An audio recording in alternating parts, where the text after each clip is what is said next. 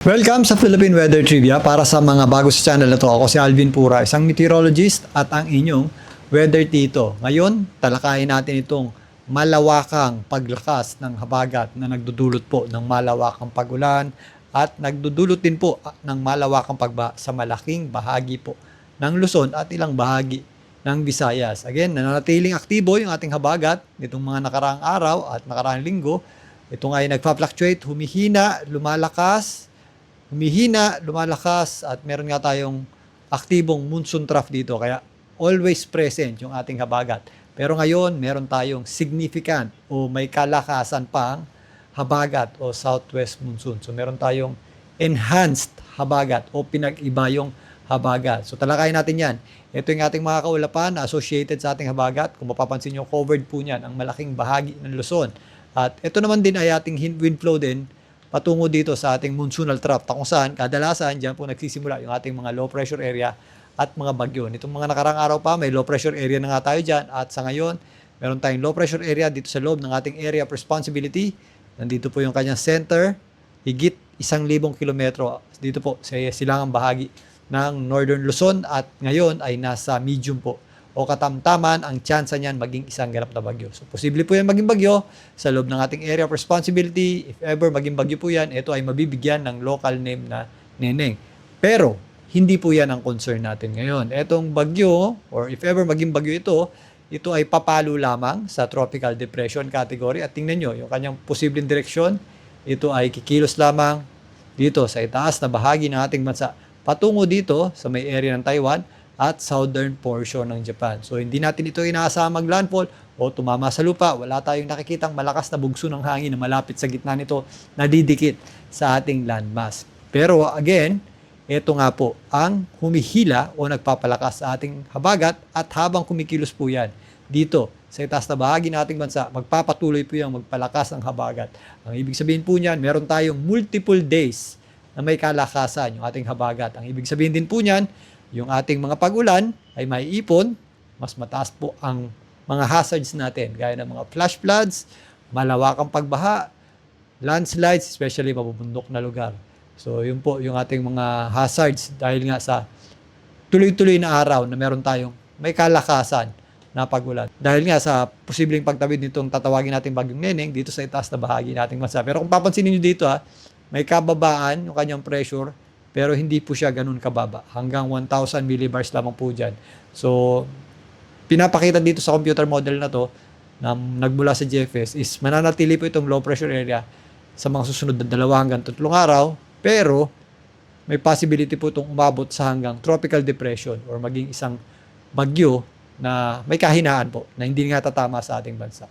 At ito po ay wala po tayong makikita ang direct effect nito. Again, ang concern natin ngayon ay ang mga tuloy-tuloy na araw na meron tayong mga pag-ulan na dulot po ng habagat o southwest monsoon.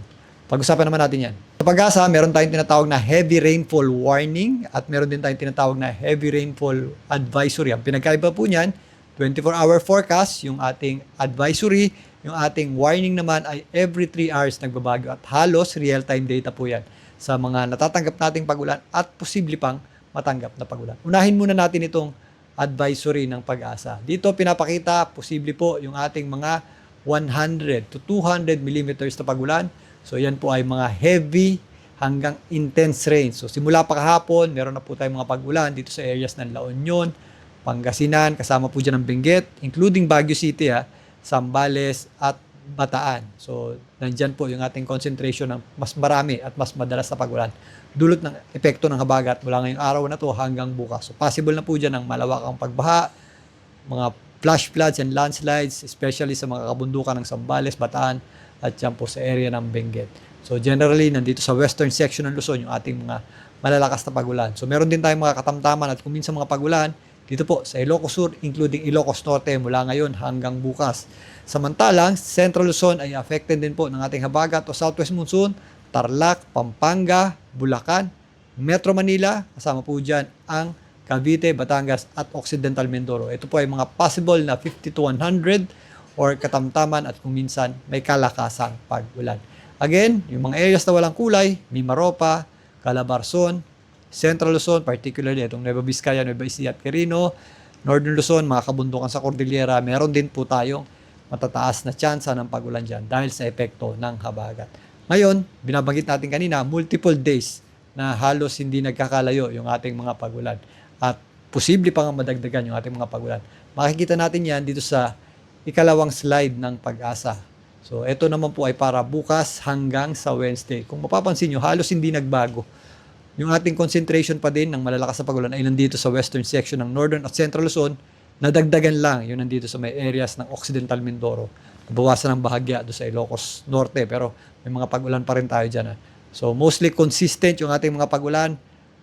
100 to 200 millimeters. Kagaya po kanina, La Union, Benguet, Pangasinan, Zambales, Bataan, at Occidental Mindoro. Dito sa Metro Manila, meron pa rin tayong mga posibleng katamtaman at kung minsan, malakas na pagulan, including ang natitirang bahagi ng Central Luzon at itong western section ng Calabarzon area. Again, multiple days Yung kanina is yung mula ngayon hanggang bukas.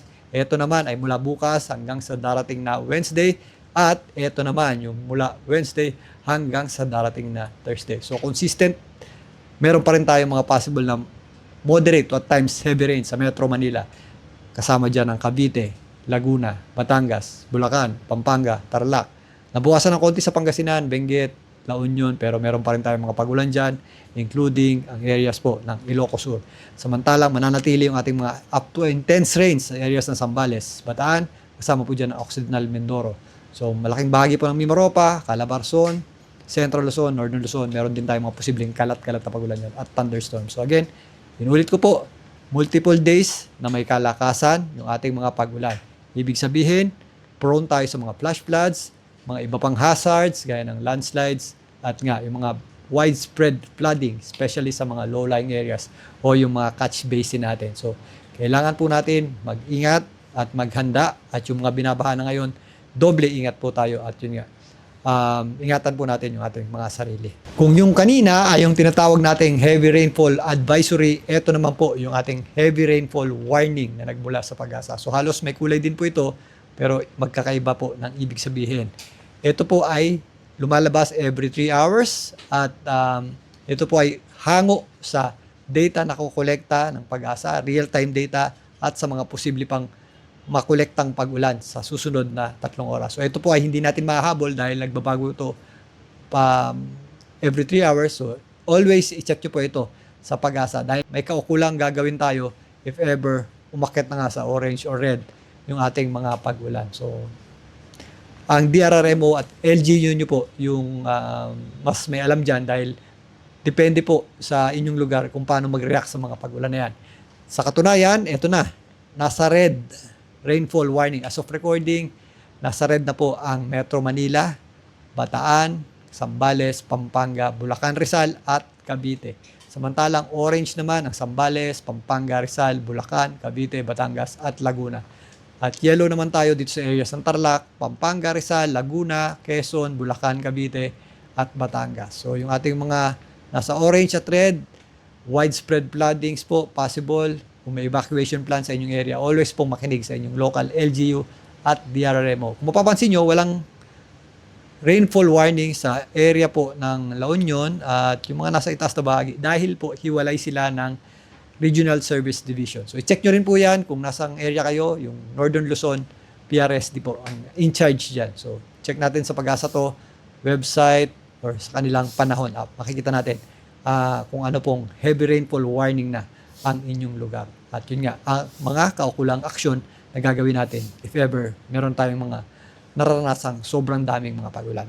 Again, meron tayong pinag-ibayong o enhanced habagat na nagpapaulan po sa malaking bahagi ng Luzon at ilang bahagi ng Visayas. Ito po ay magpapatuloy sa mga susunod na 2 hanggang 3 araw na kung saan magiging perwisyo po yan at magkakaroon tayo ng mas mataas na tsansa ng mga hazards dahil po sa mga pagulan na epekto ng habagat. Again, mag-ingat at ugaling pong makicheck ng inyong local LGU at DRMO if ever meron pong malawakang pagba sa inyong lugar. Ito pong ganitong klaseng pagulan ay maaari pong magdulot na ng malawakang pagba sa malaking bahagi ng Luzon. Pero bago tayo matapos, dagdag ko lang may kainitan po dito sa area ng Mindanao. So hindi po dyan umaabot ang habagat o southwest monsoon. At again, active po ang tinatawag nating El Nino. Ang El Nino po ay hindi lagay ng panahon.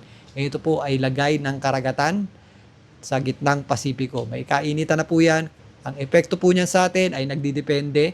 Ngayon, dahil tag-ulan, meron tayong mga enhanced habagat, kagaya nito. Pero sa darating na huling bahagi ng taon hanggang susunod na taon, meron tayong mas drought o mas kakaunting tubig na matatanggap dahil nga sa epekto ng El Nino. So ito po ay hindi lang lagay ng inyong lugar o hindi lang lagay ng inyong barangay. Ito po ay pangkalahatan. Ibig sabihin po niyan, sa buong taon na aktibo po yung ating El Nino, meron tayong kakulangan ng tubig ulan.